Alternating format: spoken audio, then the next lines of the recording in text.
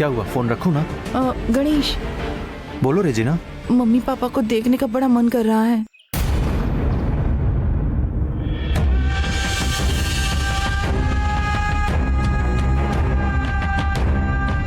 तुम्हारी बेटी मेरे साथ लुका छुपी खेल रही है।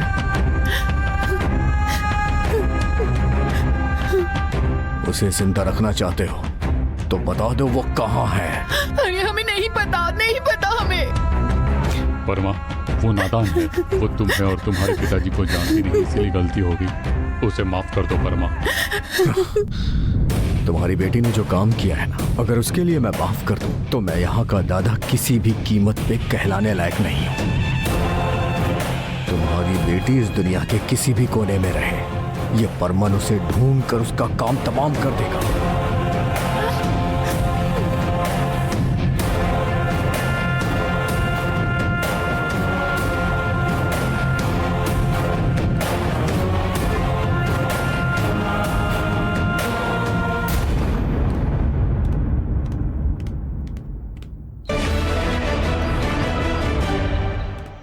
सुनो। हाँ भाई।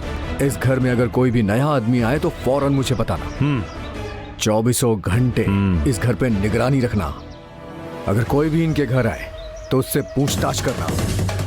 यही तरकीब अपना के हम उस लड़की तक पहुंच सकते हैं। समझ गए? हाँ बिल्कुल भाई।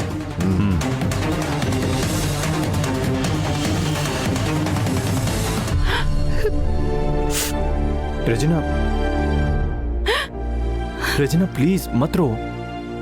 मुझसे नहीं हो रहा गणेश, मेरी तो कोई गलती नहीं है, फिर भी कितने दिन से डर डर कर जीना पड़ेगा पता नहीं। देखो, इसका कोई हल निकलने तक तुम मम्मी और पापा से दूर रहोगी तो ही हम भी सेफ रहेंगे और वो भी सेफ रहेंगे। और कोई चारा भी नहीं है रेजिना, समझ रही हो ना? परमन का मोटिव सिर्फ तुम्हें पकड़ना है, तुम्हारे मम्मी पापा को तकलीफ देना नहीं। अगर इमोशनल होकर तुम यहाँ आई तो तुम्हें भी तकलीफ होगी और तुम्हारे पेरेंट्स को भी। तुम्हारा वहां रहना ही तुम्हारे लिए सेफ है, यहाँ तक कि तुम्हारे पेरेंट्स के लिए भी। हिम्मत रखो, तुम्हारे मम्मी पापा को कुछ नहीं होगा।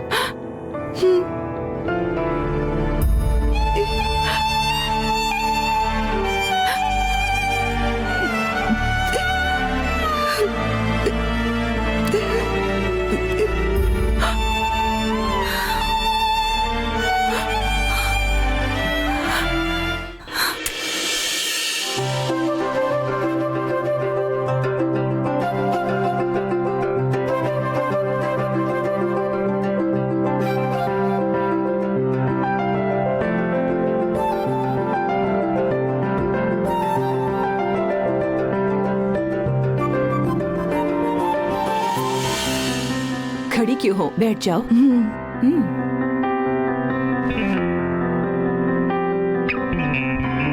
हाँ बोलो, अपने बारे में बताओ। मेरा नाम रेजिना है। मेरे पेरेंट्स कन्याकुमारी में रहते हैं। पापा टीचर हैं और मम्मी हाउसवाइफ। मैंने विस्कॉम कोर्स किया है और काम ढूंढते हुए यहाँ आई हूँ। यहाँ मैं किसी को नहीं जानती, एक जगह सेफ रहना है इसीलिए यहाँ आ गई। देखो, तुम सेफ्टी के विषय में बिल्कुल चिंता मत करो, वही हमारे हॉस्टल की प्रायोरिटी है। तुम यहाँ बेफिक्र रह सकती हो। Thanks madam. मेघला, आज 2 लोग रूम खाली कर रहे हैं ना? रूम 1 में हैदराबाद वाली लड़की और रूम 4 से प्रिया भी खाली कर रही है। आखिरी रूम में किसी ने एक लड़की को ठहराया है ना? वो लड़की बाहर ही रुकी है।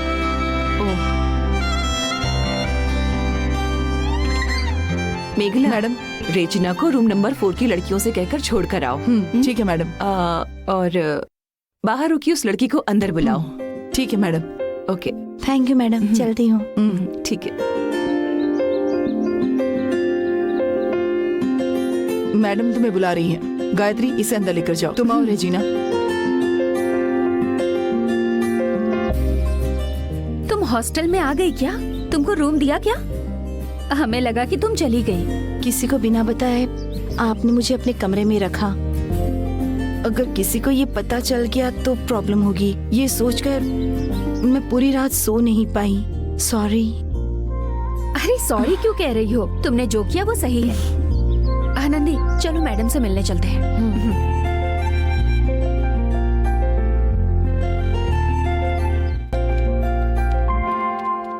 Good morning madam.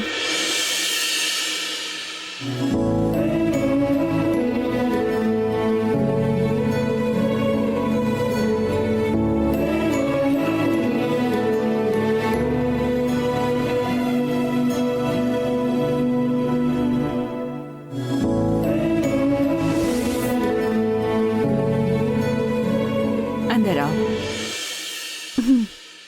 आ जाओ। मैडम, ये कल रात को मेरे रूम में स्टे करने आई थी। नाम क्या है? आनंदी। आनंदी, अच्छा नाम है। पिछले 10 सालों से हॉस्टल चला रही हूँ, लेकिन अपनी लाइफ में ट्रेडिशनल कपड़ों में हॉस्टल में फर्स्ट टाइम किसी लड़की को देख रही हूँ। तुम भी कुछ दिनों में मॉडर्न कपड़ों में नजर आओगी। उसके बाद इन कपड़ों में तुम्हें नहीं देख सकती। मैं नहीं बदलूंगी। हाँ? मुझे ऐसे ही कपड़े पहनने पसंद है। ड्रेस के बारे में तुम्हारी अपनी मर्जी है। किसी को डिस्टर्ब ना हो तो तुम कुछ भी पहन सकती हो, लेकिन तुम इन कपड़ों में बहुत सुंदर लग रही हो। मेरे गांव में भी सभी मुझे ऐसा ही कहते हैं। कौन सा गांव? कारकोड़ी के पास चेवर कोटा नाम का गांव। ठीक है, तुम किस काम के लिए यहाँ आई हो? कपड़ों को विदेश भेजने वाली कंपनी में कपड़े सीलने का काम करने आई हूँ। ओह, अनबू जिसे लेकर आया था वो तुम ही हो?